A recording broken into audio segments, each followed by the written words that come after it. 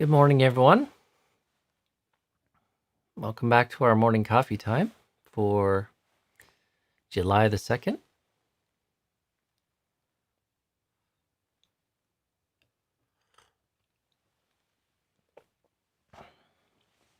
Currently cloudy here in White Salmon on Jewett Creek. But I saw someone to our east here said it's sunny, so maybe there's hope for us today.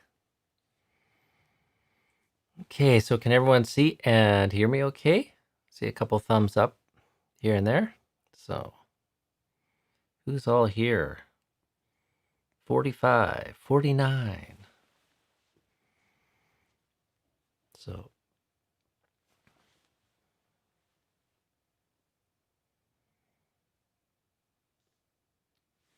I see 3 thumbs up. So I guess the question is, what's the third? The first is good picture, good sound, good company. Or maybe this is the Buddha Dhamma Sangha. I don't know. Well, we'll give a few moments here for people to come in. Let's see what's on the news today. I did see yesterday an email reminding people that Ajahn Viradamo has another talk, Zoom talk on this Friday, so tomorrow afternoon.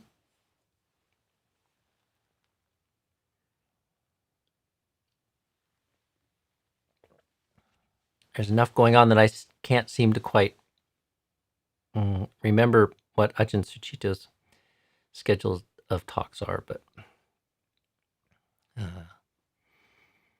we're rapidly approaching the Uposta Day on Sunday, and that is the beginning of the Vasa or rainy season. So the monastics will be making determinations to stay put and take up the practice of the Vasa. So starting Monday. So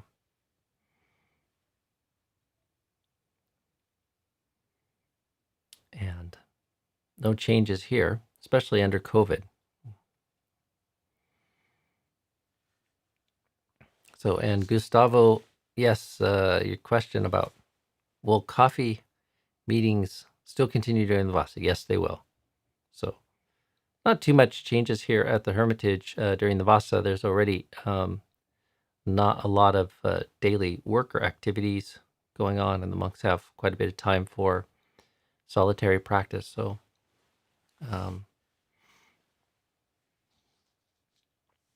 some of the training monasteries and busier communities, sometimes there's a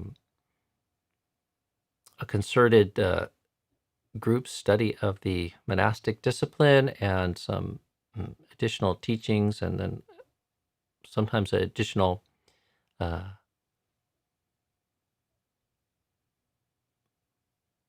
opportunities for daily practice, sometimes the expanded daily schedule.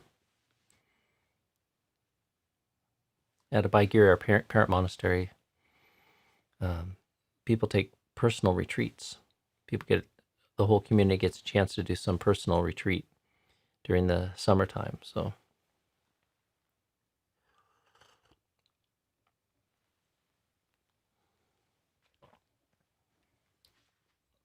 yeah, the Vasa is not going to interrupt this morning coffee time. The thing that might interrupt it is once we return to walking for alms in White Salmon. And I'm not really sure when that's going to happen, when it feels safe and people in the community feel comfortable with that. Right now, it doesn't fit the guidelines we have here in our state. So we'll be waiting for a while, I suppose, at least another month or so before that happens.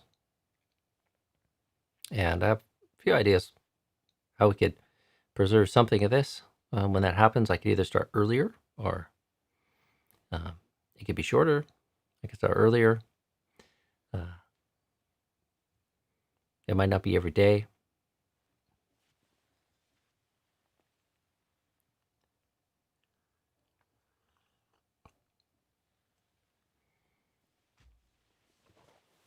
Okay, well, we're starting to get up to our regular numbers here. So 5 after the hour, I think we can assume everybody who wants to be here will be here. So,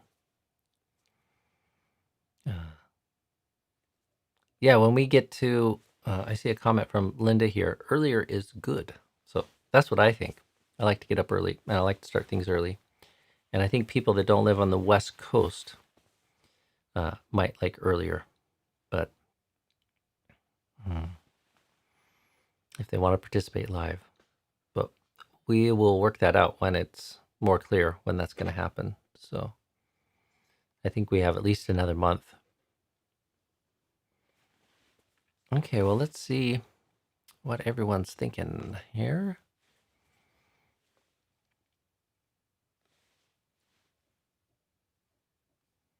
Thought I saw something in here early on from Henning. Good morning, Henning.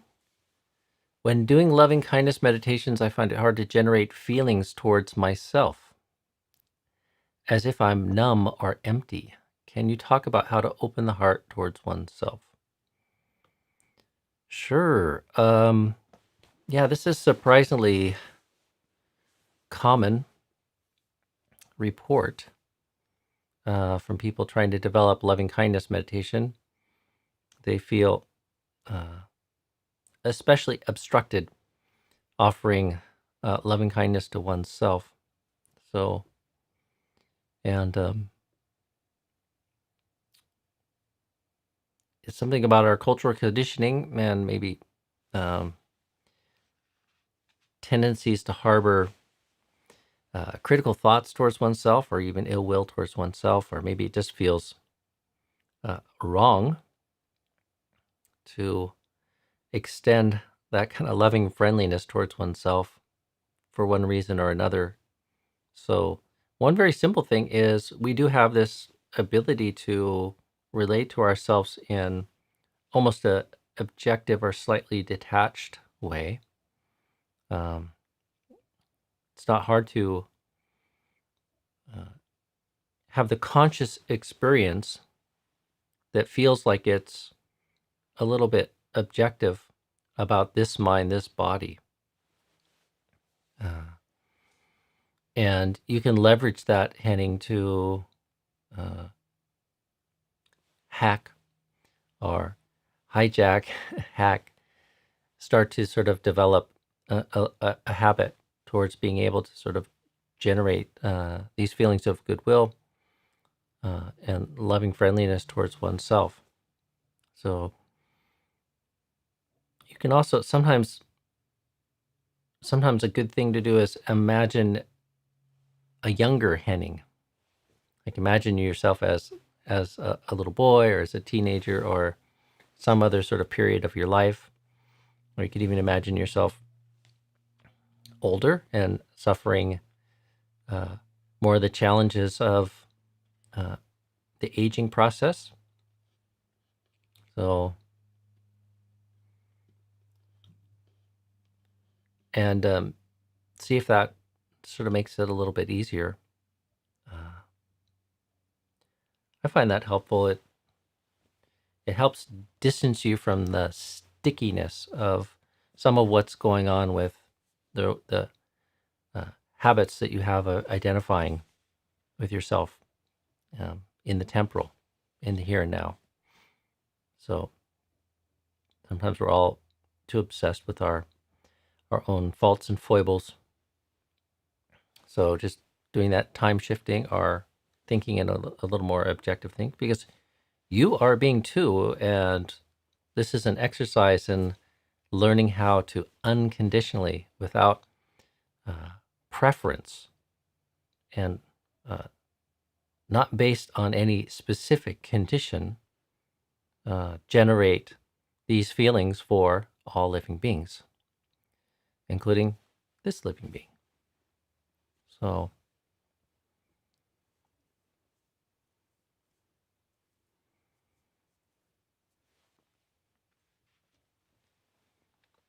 As Ajahn Sona said one time, if you think you need to deserve it, then you've got it all wrong. Loving kindness doesn't have anything to do with deserving it.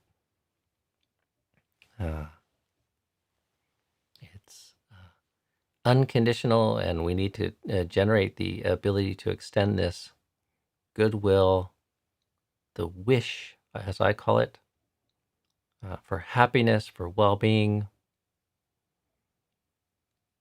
for safety, to be the recipient of favorable conditions and blessings, to be able to generate that wish towards any and all living beings, self included. So maybe one last thing, Henning, that you might try. The teaching that comes out of the suttas that I really like, I mean, the two suttas that I look to the most for guidance on this theme of metta bhavana is the Karaniya Metta Sutta, and the other one is this teaching, which is most easily accessed by looking at our chanting book, the Suffusion with Divine Abidings. And the Suffusion with Divine Abidings is more kind of a spatial, visual meditation. I will abide, pervading 1/4, with a heart imbued with loving kindness, likewise a second, likewise a third, a fourth, above, below, around, everywhere, and to all as to myself. I will abide, providing the all-encompassing world. So there's a lot of spatial direction that we're giving to this. So it's like a visual, spatial kind of contemplation. And if you think about it like that, and especially if we start that whole process directed toward a space here, like in the core of our being, or at least what we sense as this body and mind, start that kind of process there, spreading and radiating out in the 4 directions, or the 4 quadrants, above, below, around, and then everywhere. And you step outside, you might be able to use that just to step outside of even thinking about it in terms of beings. Just thinking about it as like generating this beautiful, warm wish for well-being that is completely devoid and empty of ill will towards any and all beings. So one can imagine and emote and connect with the feeling tone that's generated by this imagining that then stimulates this kind of pure-hearted emotion in the core of one's consciousness and being, and then radiates out. There's no me there. There's no me, there's no other, there's no friend, there's no enemy, there's no near beings or far beings necessary in that. It's much more elemental, just focusing on the pure emotion of it, and even I would say the physicality that accompanies that very beautiful and sort of pure wish for beings to be well, safe, happy. So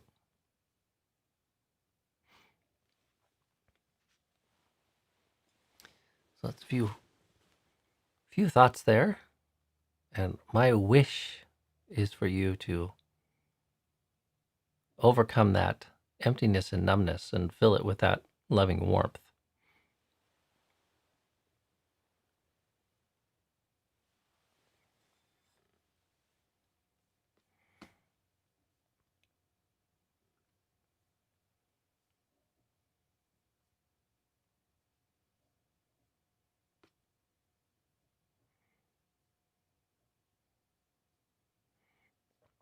Okay, I'm going to skim down and just see what's highlighted for me here. If I've missed other questions, people have to draw my attention to them by popping them back in there. Good morning, Marianne. Welcome back. Would a house infested with fleas, ants, and cockroaches be an exception to the first precept of not killing? If not, please explain the rationale. Yeah, that's a difficult one, Marianne. There's no exception. So, and we do everything we can to practice prevention so that we don't get into those situations. So, like in Thailand, especially, the most common style of a dwelling, especially a monk's hut, is built on stilts, and many of the pillars that support the structure have a little water moat or a little moat filled with some used motor oil, which seems to keep the ants from crawling up into the dwelling. So, and then there's all kinds of other elaborate things that are tried. So,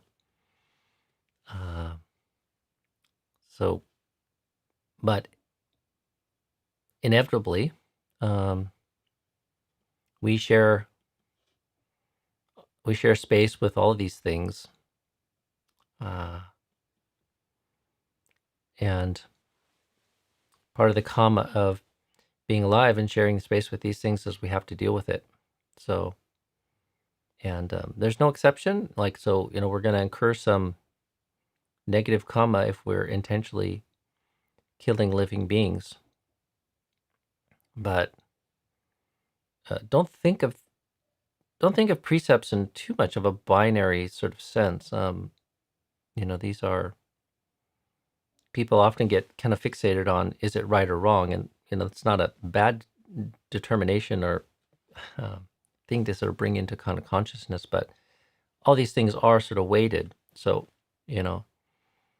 and there are various kind of trade-offs that one has to make so that one can continue to live and function in the world. So, one always in ethical matters and in making sort of determination about what to do needs to be very clear about what one's intention is. And if the intention is out of irritation, anger, ill will, etc., then I think there's gonna be more negative resultants than if it's based on something that's very necessary and practical. So, and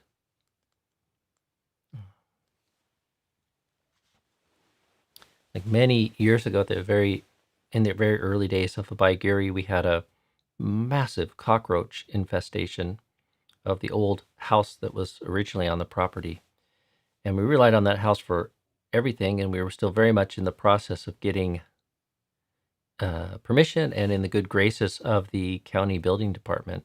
And there was still some debate around how much the health department would need to regulate what it was that we were doing there. And we spent, I forget how long, doing everything possible to try to deal with this infestation of cockroaches that we had. And I won't go into the horror of it, but it was bad. And there was no way we could deal with it in any non-lethal way. And if we would have just absolutely decided we can't kill these things, we would have had to tear the house down or abandon it, or I don't know what you would do. And it was critical to the running of the monastery. And eventually a lay supporter asked permission to call in exterminators to deal with it. And Sangha accepted that offer, and also accepted that while we weren't directly ordering that, we were accepting someone's offer to sort of deal with this, and that there's some negative karma that was being kind of created there, but it seemed like the most practical or necessary thing to do. So what the weight of that karma is, it's hard to know, but I know we made every effort, extensive efforts to deal with it in every other way, and I know it wasn't done out of mere irritation or repulsion at cockroaches or anything. It was just a practical concern that had to be dealt with, and we learned a lot about cockroaches, and also we put a lot of measures in to make sure that that never happened again, and to my knowledge, it never did. And when I remember when the exterminators came and did their work, they said, this was about as bad as it can get, they said. They asserted that you wouldn't be getting rid of these things with any other means. So it's a sad chapter, and it's sad to have to do things like that sometimes. But no exceptions. No exceptions. Let's see where we're at. Good morning, Shelley. I found the concept of vasana, traces that remain in the mind. Can you speak how to deal with them? Or what does that really mean?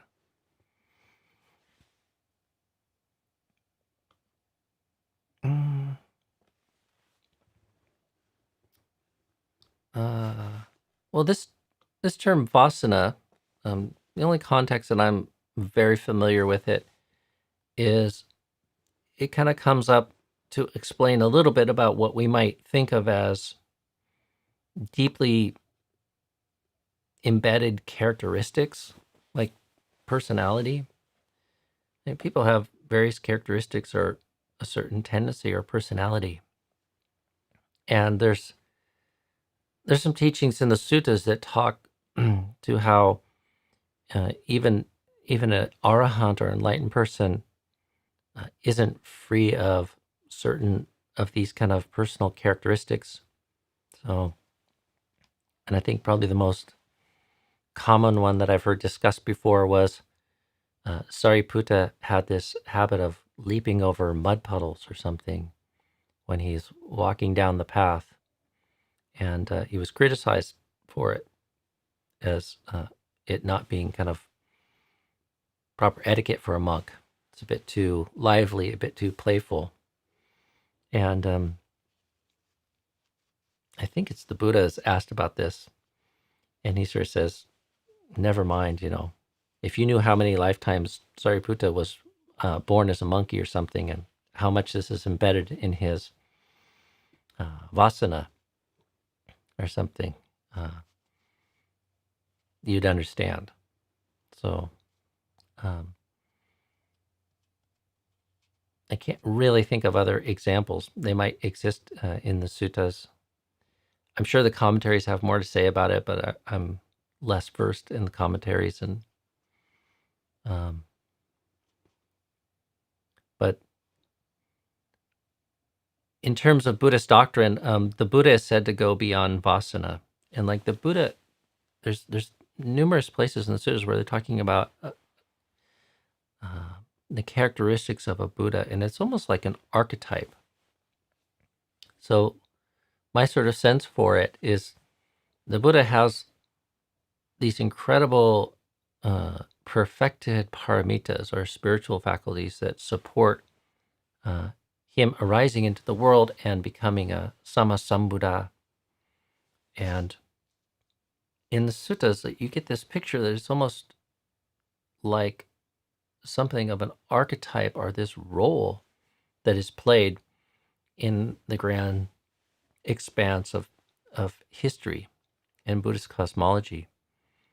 And due to his paramitas, the Buddha is said to overcome vasana, are these tendencies, but other beings don't overcome these. So even an arahant still has vasana, traces of personality or characteristic that are not, I guess, transformed or eradicated or something. But they don't suffer.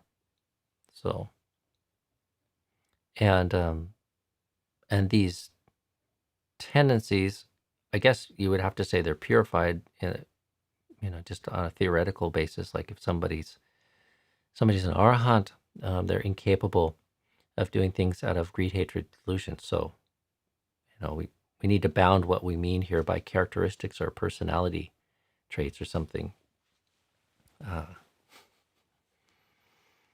And somebody has the vasana of being foul-mouthed and abusive, they don't become an arahant and still continue to sort of verbally abuse people in that way.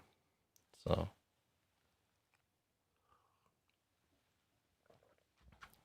can't conceive of one doing that without some sense of anger and ill will.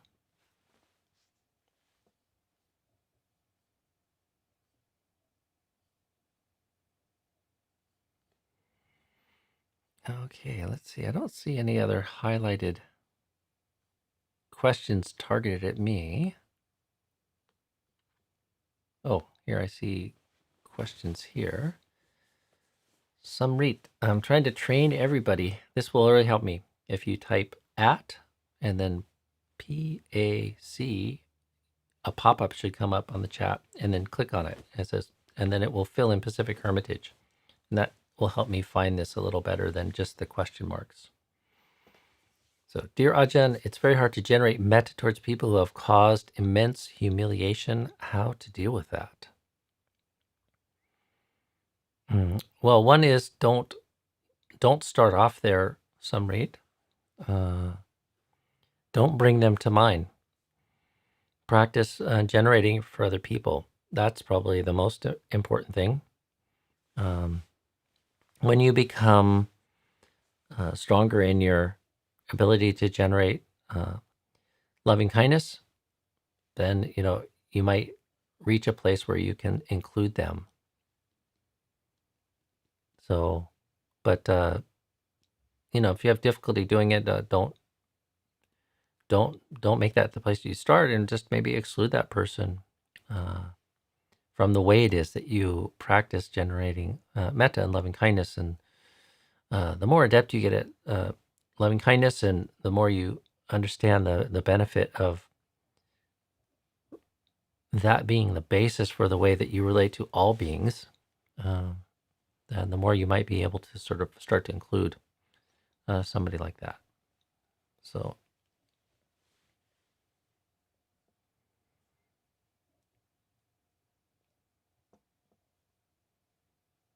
when you do bring that person to mind, you really should dwell on that they're the heir of their own karma, develop some equanimity, and also a healthy dose of forgiveness. So you don't want to stay in this negative relationship to that person, harboring hurt in any sense of bias or ill will towards them.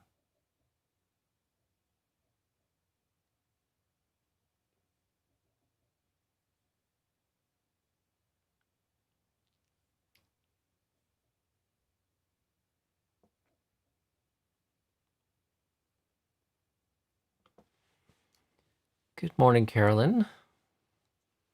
Ajahn, this is a question from earlier this week.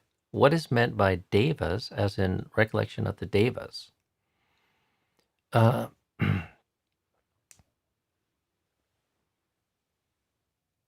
don't know if there's how well it's specified in the Sutta Pitaka itself.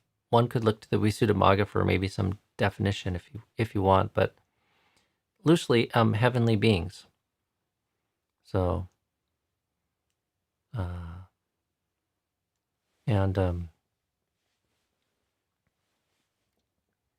so just beings that are more refined and pure than one, and enjoy the benefits of living in a heavenly realm. So, and I guess the beauty and the virtue of those beings. It's not really a practice I've ever tried to make, that I've ever tried to even practice. But it is there as one of the recollections. So, rarely mentioned even, I'd say, in the circles that I run in. So,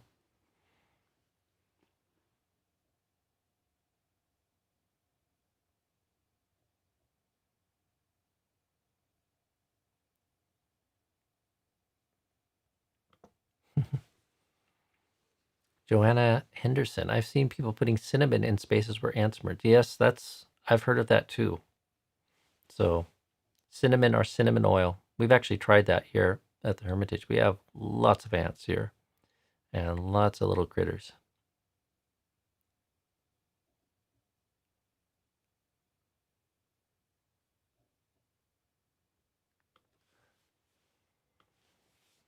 Okay, let's see. Maybe just a couple more and then we'll close out for the day here. Eleanor, do you sometimes feel bored when you meditate? Or did you when you first started meditating? What to do when we feel bored?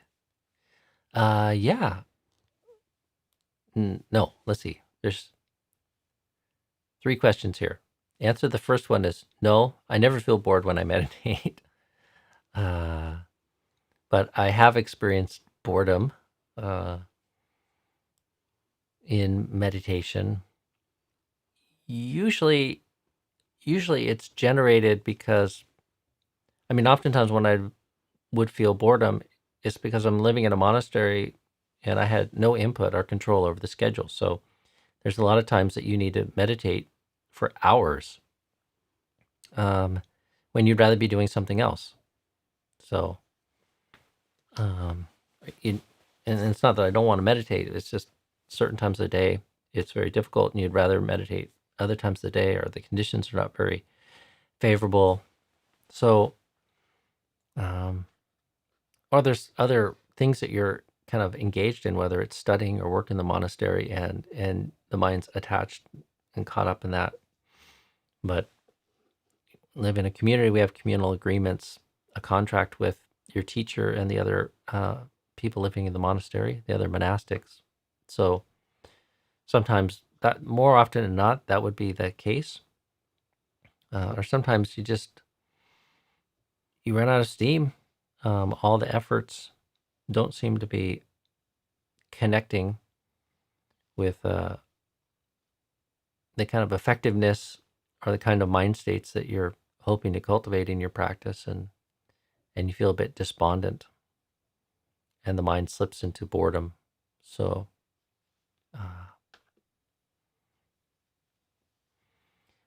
I think as you mature in your practice, you develop the ability to really learn how to use the time and adapt to the conditions.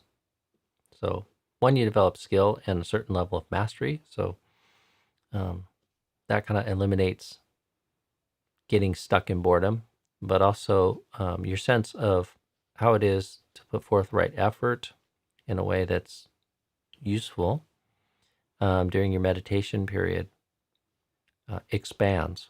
And so I'd say I never feel bored, rarely feel bored, or if there is boredom there, and it's subtle enough that I'm not yet apprehending it as boredom.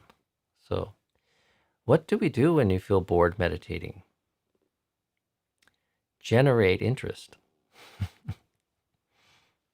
Generate interest. And it might start off with a curiosity about, what is this feeling of boredom? How does it arise? How is it felt? Why am I feeling bored? Clearly, on some level, I'm doing what I want to do here. I want to meditate. Why does the mind feel like this? Why does it feel flat, uninspired, etc.? So you can get curious and interested in boredom and trying to understand it more deeply. So Or you could just reinvigorate a curiosity, a sincere and deep kind of curiosity for the object of your meditation. So, because that can flag, and you need to kind of pull back and arouse that faculty of curiosity and interest again. So, yeah, and Sumana, this is a great comment here. This was in the back of my mind as well. Ajahn Sona classes boredom under ill will aversion. So the strategy for replacing works well for me. So yeah, there's oftentimes some sort of ill will that's fueling the boredom. So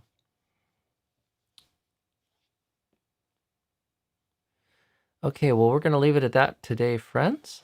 So thanks for joining us, and hope everyone has a good day. We'll see you tomorrow, Friday, July the 3rd. So, and just reminder, Ajahn V is giving a talk tomorrow afternoon. So for all the Ajahn V fans out there, put that on your calendar, and have a good day. Bye for now.